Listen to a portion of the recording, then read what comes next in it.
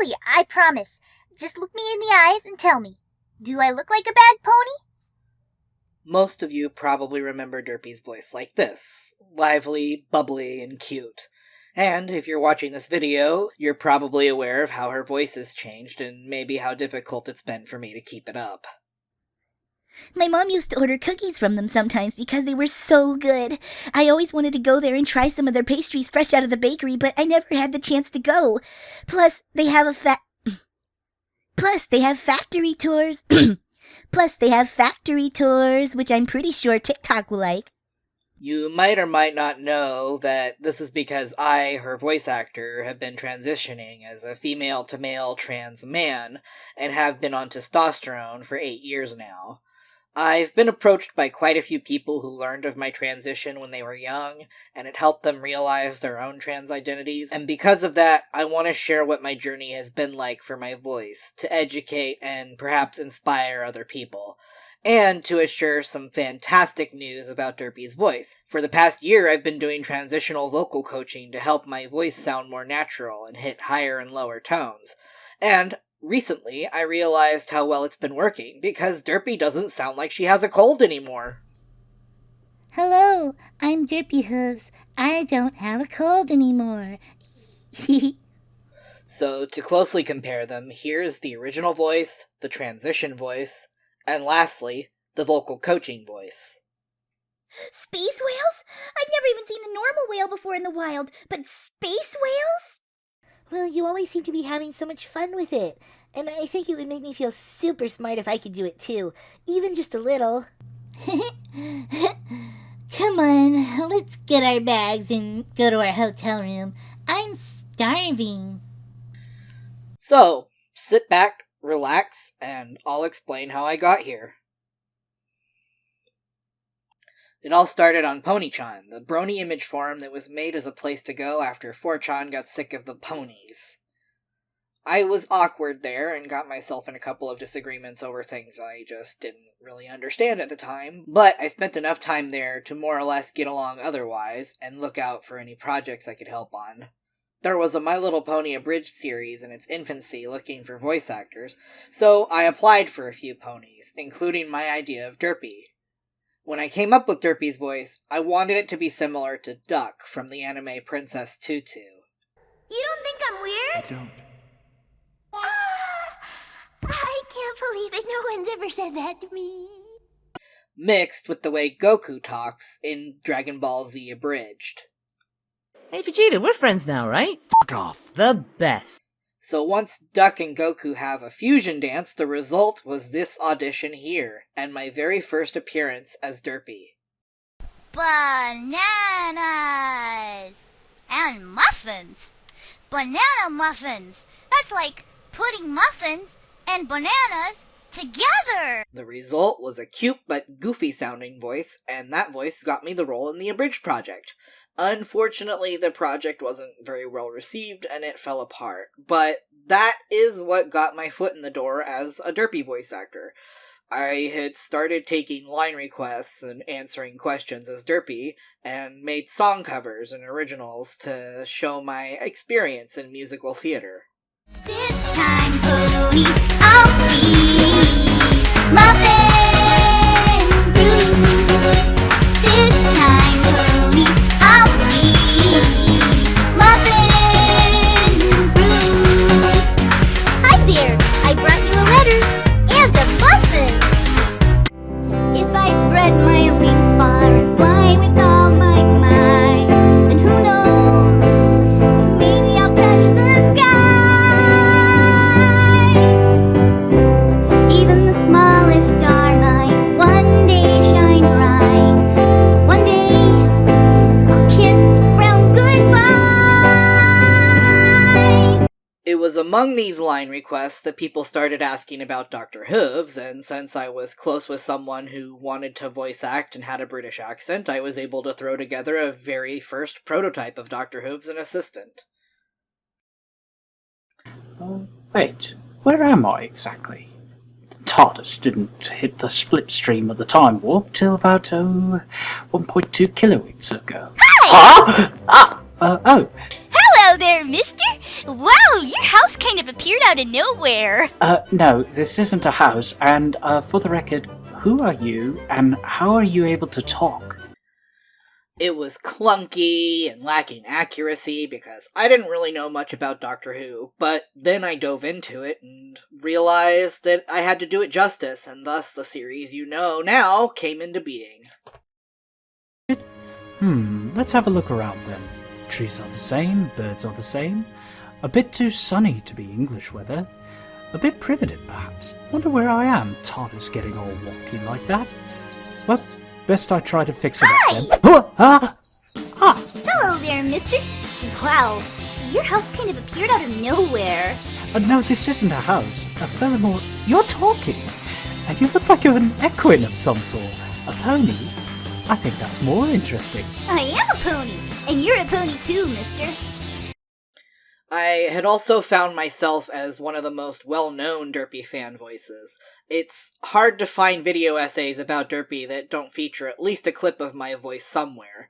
If people didn't know, I was the voice in the Save Derpy animation where she's crying and reacting to her censorship, which was a very real and raw clip of myself having a breakdown over the heartbreak of losing something so special about Derpy, because by that point, Derpy was an icon for me as someone who had mental disabilities because she showed disabilities can still make someone lovable.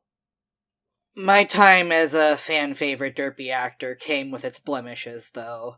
There are a lot of people out there who love Derpy so obsessively that they will do whatever it takes to get the Derpy content they want, constantly harassing me for more, making weird and uncomfortable requests, treating me like the character and not like my own person even when asking them to address me properly, making demands about how I should write her and who she should be shipped with, throwing a tantrum if I implied her in any kind of romance with anyone other than the Doctor, trying to befriend me only because they want to be friends with Derpy, or get Derpy content out of me.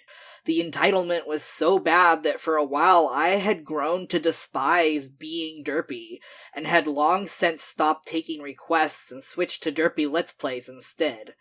My love of Dr. Hooves' assistant kept me going with her, but I was done churning out Derpy voice content otherwise.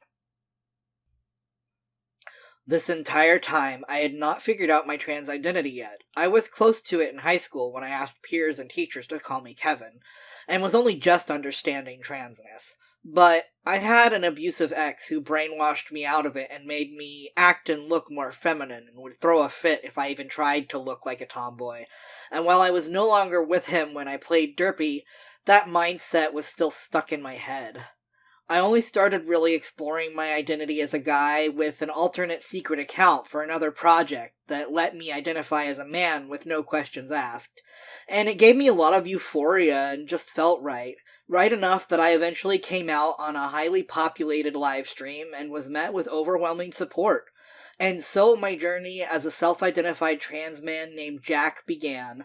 For the longest time, I had just socially transitioned because I didn't know how to get medical support in Florida or Illinois when I was living there. It wasn't until a dramatic move back to Oregon where I grew up that things could progress, but it was under the worst circumstances. In 2016, I had a psychotic episode, which meant I was delusional and all over the place. I have a video essay about my manic episodes on my BaldDumboRat channel, which I will link in the info where you can learn more details. But I'm keeping it short here. In my delusional state, I thought I was getting turned into a proper man by the doctors in the hospital, so the whole time I really pushed on wanting to transition. So I was set up with a clinic specializing in the LGBT plus community once I had come down from the mania, and that's how I started on testosterone. I had considered that I might lose Derpy's voice from this, but I knew I would try my best to keep practicing it.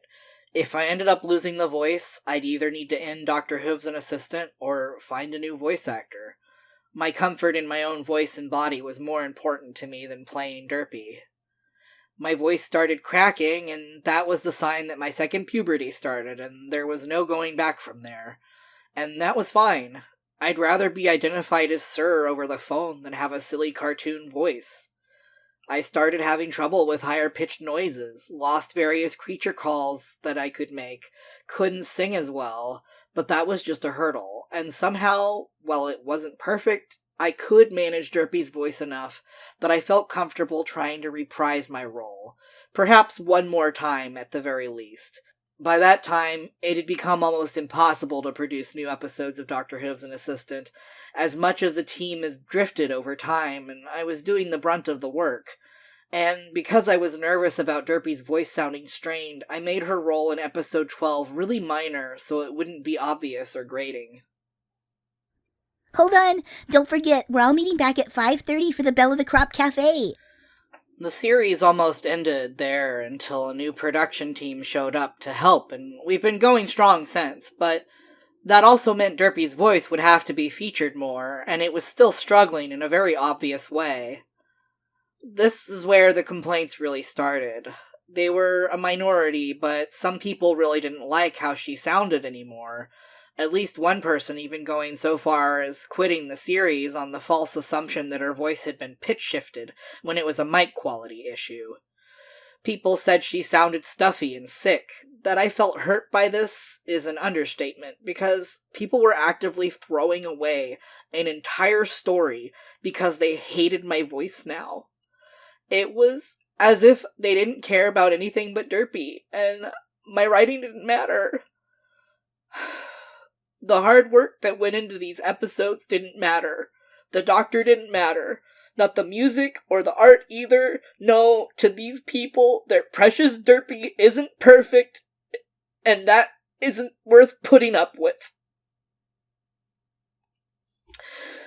I've been objectified a lot as Derpy's voice actor, and the expectations people forced on me didn't feel fair. The fact that I was doing Derpy's voice at all was a big deal. Would people prefer I end the series just because Derpy sounds like she has a cold, or do they want a good story? I decided to keep going, though, because a small selection of bad opinions wasn't going to deter me from remastering my Derpy voice. I decided to also canonize Derpy's voice change to deter complaints, making a short about her getting into a TikTok experiment that messed up her voice. However, this short made sure to leave the possibility of her voice changing again, either from my own improvement or a new voice actor. After years of being on testosterone, I thought my voice would have smoothed out, but it never really did. No matter how I spoke, it felt and sounded strained, like there was permanent pressure on my throat, and like I didn't end up with anything close to an ideal voice. I felt like I was trapped, sounding like an annoying teenager forever. But then I got the idea that maybe I could get transitional vocal coaching, that maybe, just maybe, I needed help with my voice. You see, I've been looking into transitional vocal coaching since 2019, but as you all know, 2020 hit, and with it came the pandemic, so I lost the options I was looking into. Come the end of 2023, though, an opportunity finally revealed itself. The clinic that has been supporting my transition, including surgeries, sent me a text asking how I'd feel about having transitional vocal coaching covered, and of course, I gave an enthusiastic yes! A couple months later, they went through with the offer and offered to cover a comprehensive course of vocal coaching for anyone who was a patient of the clinic. And this brought me to Undead Voice Labs, which is a cool name, by the way. This is an online transitional vocal coaching where you unlock courses over time as you practice the tools they provide. I did the entry course to see what it was like, and I was impressed and determined enough to sign up for the whole program, which included access to the vocal coach to check in whenever, and get advice, and the community of voice transitioners as well, and of course, the full courses. And once you join, you're there for life. I won't say how much it cost me, just know that it was a lot, but I had that saved up for such things. I also got 50% off since I'm living in poverty, and they offer payment plans. Since then, I have been learning and practicing since the start of 2024. Not as much as I'd like to due to being stressed from a 6-month-long family emergency, But I recently observed that the training is working. I'll go ahead and show you how I get into the voices. Please be aware that I'm not giving instructions on how to do a warm-up, I'm just explaining how the warm-up works. I try to remember to do a warm-up each day, which has been harder to keep up with lately from all the stress I've been going through. Warm-ups involve a stretch and some vocalizations.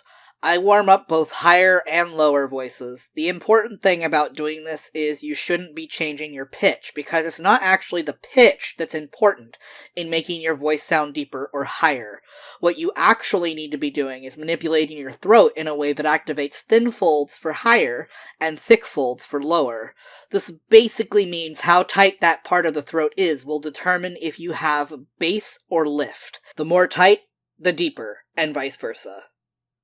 I already did my warm-ups this morning, so I don't need to do it again, and I don't need to use a lot of tricks anymore to get into the voices. So here's just a little example of how I get into the voice without all the bells and whistles. Monday, Tuesday, Wednesday, Thursday, Friday, Saturday, Sunday. When I use thick folds, or my chest voice, I can feel the vibration in my throat and chest as I speak. The deeper the voice, the stronger the vibrations. Sometimes I dip into it naturally without thinking, other times I need to make more of an effort, and it feels different depending on which is happening. When it happens naturally, it feels smooth in my airways. The deepest voiced character I play is my Kitsune Tumult, so here's an example of his voice. I just might be able to help your dreams come true. Why don't we make a deal? I sometimes like to test my voice out by singing the Over the Garden Wall theme song to see how much bass it has gained. Led through the mist, by the milk light of moon, all that was lost is revealed. Our long bygone burdens, mere echoes of the spring, but where have we come? And where shall we end? If dreams can't come true, then why not pretend? Thin folds and the head voice I can feel more in my nose, and when done right, there's a sort of emptiness feeling in my head that feels kind of freeing. The thin folds voice I was working with was alright, but I only recently found a way into my head voice after being unable to since transitioning.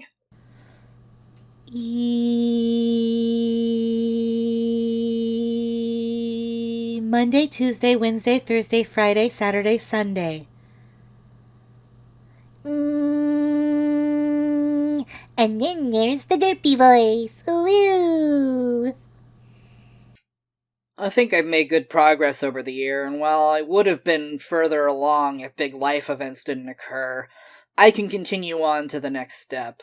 The course I had completed last was for making my voice sound sweet or stern, and the next course I unlocked, which I'm working on now, is about getting more emotional range, which was another thing my Derpy voice was struggling with. My voice had gotten flat because I was constantly holding my voice at the highest I could go.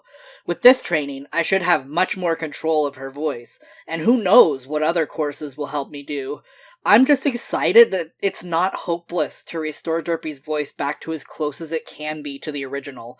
It will probably never be the same, but I can still master it to a point where the acting will make up for it. I still have a lot to learn about my voice and what it's capable of, and it's hard to figure out where exactly to begin with it because it's so different than what I knew before. But I think I'm happy ultimately with how it's turned out so far. With enough practice, talking normally and acting won't ever have to feel like a strain again. Thank you all for listening. I hope you learned something, and I want to say thank you for all your support in this journey. And to anyone out there who might be wondering if they might be trans, I wish you luck and hope you can find all the information you need.